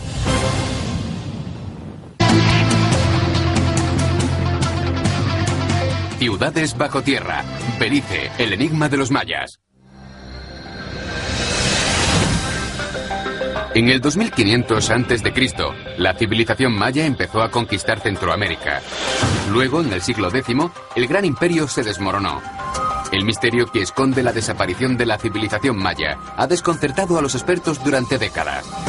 Algunos creen que fue el resultado de una guerra brutal, otros que se debió a desastres naturales.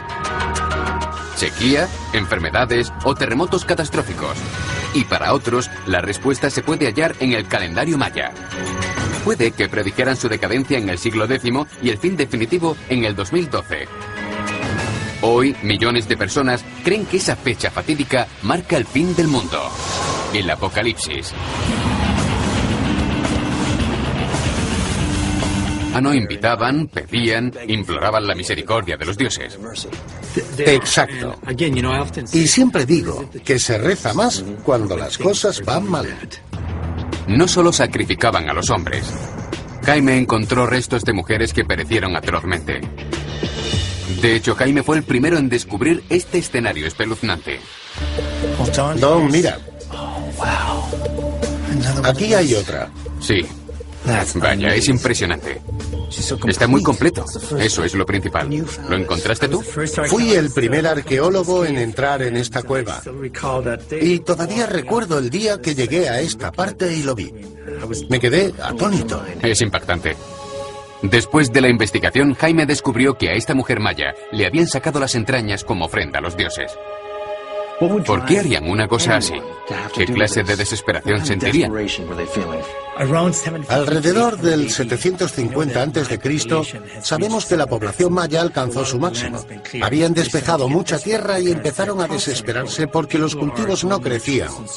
La gente hacía rituales y ceremonias a los dioses pidiendo lluvia, pero no llovía.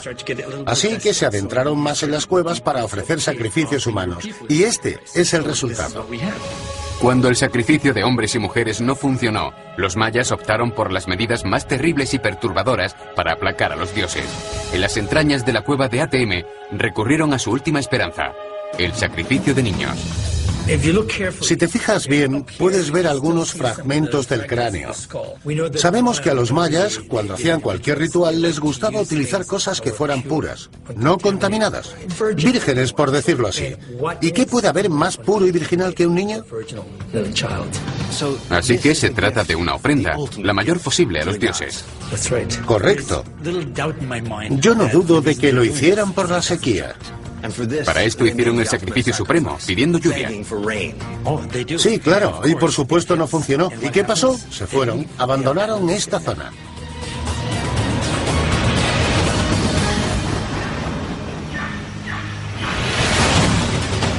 Una gran sequía habría provocado el final de su imperio, pero bajo una de las grandes ciudades mayas quedaron las pruebas de que una guerra brutal marcó los últimos tiempos.